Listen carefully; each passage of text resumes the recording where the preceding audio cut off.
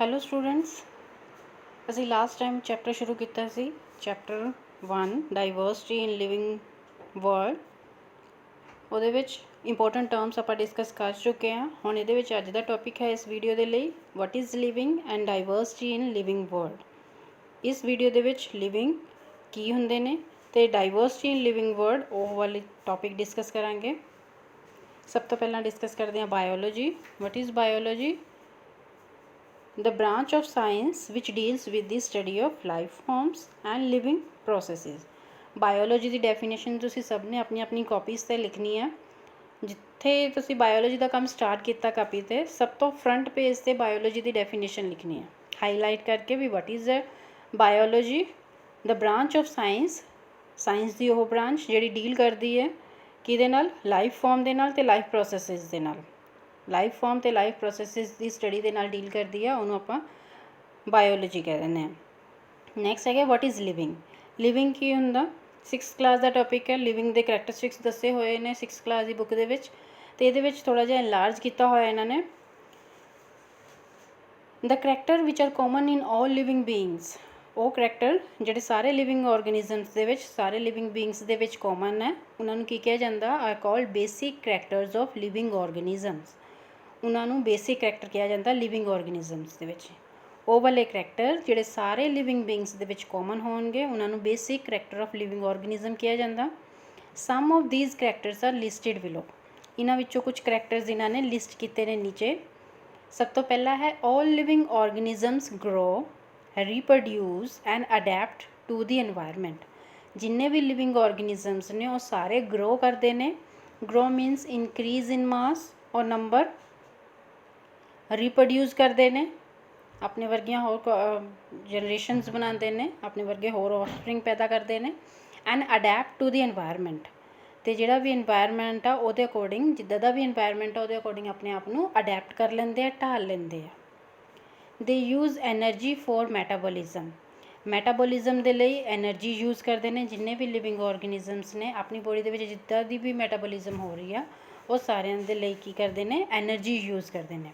Metabolism ਵੀ, metabolism ਹੁੰਦੀ ਆਪਣੇ ਸਰੀਰ ਦੇ ਵਿੱਚ ਜਿਹੜੀ ਟੁੱਟ ਭੱਜ ਹੁੰਦੀ ਆ, ਕੋਈ ਚੀਜ਼ ਬਣਦੀ ਹੈ, ਕੋਈ ਚੀਜ਼ ਟੁੱਟ ਜਾਂਦੀ ਹੈ, ਉਹ ਮੈਟਾਬੋਲਿਜ਼ਮ ਦੇ ਪ੍ਰੋਸੈਸ ਦੇ ਵਿੱਚ ਆਉਂਦੀ ਹੈ। ਫੂਡ ਆਪਾਂ ਖਾਂਦੇ ਹਾਂ ਉਹ ਬ੍ਰੇਕ ਡਾਊਨ ਹੋ ਜਾਂਦਾ ਆ, ਫਿਰ ਬ੍ਰੇਕ ਡਾਊਨ ਤੋਂ ਬਾਅਦ ਜਿਹੜੀ ਨਵੀਂ ਚੀਜ਼ ਬਣਦੀ ਹੈ ਸਾਰਾ ਪ੍ਰੋਸੈਸ ਮੈਟਾਬੋਲਿਜ਼ਮ ਦੇ ਵਿੱਚ ਆ ਜਾਂਦਾ। ਇਹਨੂੰ ਦੋ 'ਚ ਕੈਟਾਗਰਾਈਜ਼ ਕਰਦੇ ਹਾਂ, ਐਨਾਬੋਲਿਜ਼ਮ ਐਂਡ ਕੈਟਾਬੋਲਿਜ਼ਮ। ਐਨਾਬੋਲਿਜ਼ਮ ਦੇ ਵਿੱਚ ਕੀ ਹੈ? ਮੇਕਿੰਗ ਪ੍ਰੋਸੈਸ ਹੁੰਦਾ ਹੈ, ਚੀਜ਼ਾਂ ਬਣਦੀਆਂ ਨੇ।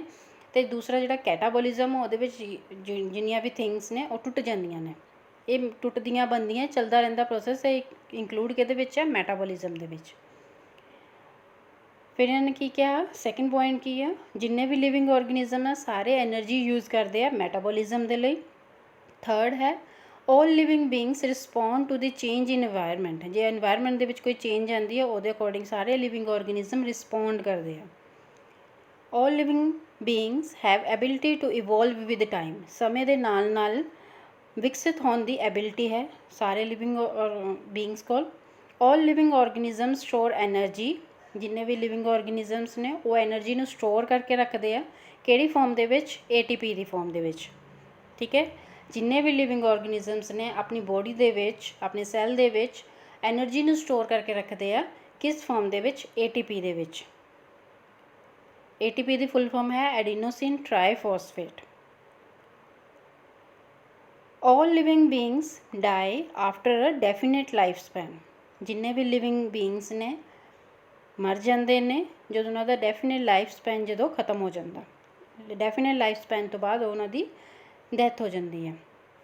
Cellular organisation of the body is the defining feature of life forms. ਜਿੰਨੀਆਂ ਵੀ ਲਾਈਫ ਫਾਰਮਸ ਨੇ, ਲਿਵਿੰਗ ਔਰਗੈਨਿਜ਼ਮਸ ਨੇ, ਲਿਵਿੰਗ ਬੀਇੰਗਸ ਨੇ, ਸਾਰਿਆਂ ਦੇ ਡਿਫਾਈਨਿੰਗ ਫੀਚਰ ਕੀ ਹੈ? Cellular organisation of the body.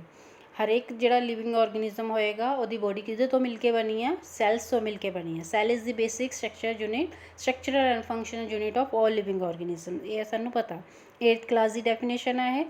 ਹੁਣ ਇਹਨਾਂ ਨੇ ਕਿਹਾ ਕਿ ਜਿਹੜੀ ਸੈਲੂਲਰ ਔਰਗੇਨਾਈਜੇਸ਼ਨ ਆ ਬੋਡੀ ਦੀ, ਉਹ ਜਿੰਨੇ ਵੀ ਲਾਈਫ ਫਾਰਮ ਉਹਨਾਂ ਦਾ ਡਿਫਾਈਨਿੰਗ ਫੀਚਰ ਆ। 8th ਕਰੈਕਟਰ ਹੈ ਕੌਨਸ਼ੀਅਸਨੈਸ। ਕੌਨਸ਼ੀਅਸਨੈਸ ਕੀ ਹੈ? ਐਬਿਲਿਟੀ ਹੈ ਟੂ ਸੈਂਸ ਦੇਅਰ ਸਰਾਊਂਡਿੰਗ ਔਰ ਐਨਵਾਇਰਮੈਂਟ। ਆਪਣੇ ਆਲੇ ਦੁਆਲੇ ਨੂੰ, ਆਪਣੇ ਇਨਵਾਇਰਮੈਂਟ ਨੂੰ ਸੈਂਸ ਕਰਨ ਦੀ ਐਬਿਲਿਟੀ ਨੂੰ ਕੌਨਸ਼ੀਅਸਨੈਸ ਕਹਿ ਦਿੰਦੇ ਆ। And respond to these environmental stimuli sense ਕਰਨ ਦੀ, ਫਿਰ ਉਹਦੇ ਅਕੋਰਡਿੰਗ ਜੋ ਹੋ ਰਿਹਾ ਉਹਦੇ ਅਕੋਰਡਿੰਗ ਆਪਣੇ ਆਪ ਨੂੰ ਰਿਸਪੌਂਡ ਕਰਨ ਦੀ ਐਬਿਲਿਟੀ ਹੈ ਕੌਨਸ਼ੀਅਸਨੈਸ। दस consciousness is the defining property of living organisms. Consciousness की है डिफाइनिंग प्रॉपर्टी है लिविंग ऑर्गेनिजम्स की। क्लीयर, ये सारे करैक्टरिस्टिक दसे हुए ने, ये इन्होंने सैलो ऑर्गेनाइजेशन ते कॉन्शियसनेस नू डिफाइनिंग प्रॉपर्टी कंसीडर किया। नैक्सट, दस लिविंग ऑर्गेनिजम्स, फिर इन्होंने डेफिनेशन दी है लिविंग ऑर्गेनिजम्स की होंगे आ, how can we define it, can be defined as self replicating, evolving and self-regulating interactive systems capable of responding to external stimuli। ਕੀ ਮਤਲਬ ਹੋਇਆ ਇਹਦਾ, ਲਿਵਿੰਗ ऑर्गेनिजम्स ਨੂੰ ਅਸੀਂ ਕਿਸ ਤਰ੍ਹਾਂ ਡਿਫਾਈਨ ਕਰ ਸਕਦੇ ਹਾਂ, can be defined as self replicating, ਮਤਲਬ ਆਪਣੀਆਂ ਵਰਗੀਆਂ ਹੋਰ ਕਾਪੀਜ਼ ਬਣਾ ਸਕਦੇ ਨੇ, ਇਵੋਲਵਿੰਗ ਹੁੰਦੇ ਆ ਮਤਲਬ ਵਿਕਸਿਤ ਹੋ ਸਕਦੇ ਨੇ, ਅਤੇ ਸੈਲਫ ਰੈਗੂਲੇਟਿੰਗ ਅਤੇ ਆਪਣੇ ਆਪ ਨੂੰ ਕੰਟਰੋਲ ਕਰ ਸਕਦੇ ਆ। ਇੰਟਰੈਕਟਿਵ ਸਿਸਟਮਸ ਨੇ ਇਹ, capable of responding to external stimuli, external ਕਿੱਦਾਂ ਦਾ ਸਟਿਮੂलाई ਆ ਉਹਦੇ ਅਕੋਰਡਿੰਗ ਰਿਸਪੌਂਡ ਕਰ ਸਕਦੇ ਨੇ। ਇਹ ਸਾਰੇ ਉਹਨਾਂ ਨੇ ਲਿਵਿੰਗ ऑर्गेनिजम ਦੇ ਕਰੈਕਟਰ ਦੱਸੇ ਨੇ, ਵੀ ਆਪਣੇ ਆਪ ਦੀ ਕਾਪੀਜ਼ ਬਣਾ ਸਕਦੇ ਨੇ, ਵਿਕਸਿਤ ਹੋ ਸਕਦੇ ਆ, ਆਪਣੇ ਆਪ ਨੂੰ ਕੰਟਰੋਲ ਕਰ ਸਕਦੇ ਆ, ਅਤੇ ਜਿੱਦਾਂ ਦਾ ਵੀ ਸਟਿਮੂलाई ਆ ਉਹਦੇ ਅਕੋਰਡਿੰਗ ਰਿਸਪੌਂਡ ਕਰ ਸਕਦੇ ਆ। ਇਸੇ ਤਰ੍ਹਾਂ ਯਾਦ ਕਰ ਲੈਣੀ ਤੁਸੀਂ definition, what is the living, question आ सकता है कि define living organism. Living organism can be defined as self replicating, evolving, self regulating interactive system capable of responding to external stimuli. All living organisms present past and future, जिन्ने भी organism ने present दे होन, past दे होन या future दे होन, are linked to one another by sharing of common genetic material but to varying degree. इन्हें क्या कि जिन्ने भी ऑर्गेनिज्म है हुंदे पिछले या फ्यूचर वाले, वो सारे एक दूसरे के नाल लिंक ने किहदे नाल, जेनेटिक मटीरियल दे नाल। जेनेटिक मटीरियल अपनी बॉडी दे विच किहड़ा हुंदा, सैल दे विच DNA हुंदा, DNA जेनेटिक मटीरियल है अपना, ते ओहदे नाल की है एक दूसरे जनरेशन दे नाल लिंक्ड ने जिन्ने भी ऑर्गेनिजम्स ने। नैक्सट आ गया topic diversity in the living world. Diversity की डेफिनेशन आप कर चुके हैं, जो इंपोर्टेंट टर्म्स ने बायोडाइवर्सिटी की भी कर चुके हैं। ये मेन की है जोड़ा तुसी लर्न करना, तुसी कॉपीज़ से भी नहीं लिखा होया, अर्नस्ट मेयर वाला, अर्नस्ट मेयर वाली लाइन भी तुसी इंक्लूड कर लेनी है, जिथे तुसी अपने नोट्स बनाया ये वाली लाइन इंक्लूड कर लेनी है कि who is called the Darwin of 20th century. 20th century का डार्विन किनू कहा जाता, अर्नस्ट मेयर नू, आ साइंटिस्ट का नाम दिता होया। He gave the currently accepted definition of biological species. Biological species की जी करंटली डेफिनेशन है किने दी है, अर्नस्ट मेयर ने दी है। नैक्सट डेफिनेशन सिस्टमैटिक्स दी है। सिस्टमैटिक तुसीं इंपोर्टेंट टर्म्स तो ही कर लेनी है, बस इन्होंने ये यही किया कि the word systematic was derived from the Latin word systema तो लिया गया है, जिसका मतलब है systematic arrangement of organisms. Organism की सिस्टमैटिकली अरेंजमेंट करनी है, तो वर्ड किहदे तो लिया गया, लैटिन सिस्टेमा तो। उस तो बाद ये इंपोर्टेंट है कि Linnaeus is consider as the father of systematics. किनू कहा जाता सिस्टमैटिक का फादर, लीनियस नू कहा जाता। एक बुक है Systema Naturae was written by Carolus Linnaeus. किने लिखी है, कैरोलस लीनियस ने। फादर किनू कहा जाता, तो बुक किने लिखी है, तो बुक का नाम की है, ये इंपोर्टेंट ने। फिर classification, the branch of systematic दी वो ब्रांच जिहड़ी डील करती है किहदे नाल, ऑर्डरिंग ऑफ ऑर्गेनिजम्स नू ऑर्डर करन दे विच, ग्रुप दे विच, किहदे बेस ते, उन्हां दे समानता ते अंतर दे बेस ते। Taxonomy, the process of classification is called taxonomy. ये तुसी डेफिनेशन देख लेनी, चाहे इंपोर्टेंट टर्म्स तो देख लियो, चाहे ये तो लिखनी है तो इत्थों देख के लिख लियो। इंपोर्टेंट ये विच की है कि फादर ऑफ टैक्सोनमी किनू कहा जाता, फिर वही साइंटिस्ट कैरोलस लीनियस नू कहा जाता। ये भी लाइन तुसी अपने नोट्स लिखी नहीं हुई तो वो इंक्लूड कर लेनी, who is called the father of taxonomy, Carolus Linnaeus. Who is called the father of systematics, Carolus Linnaeus.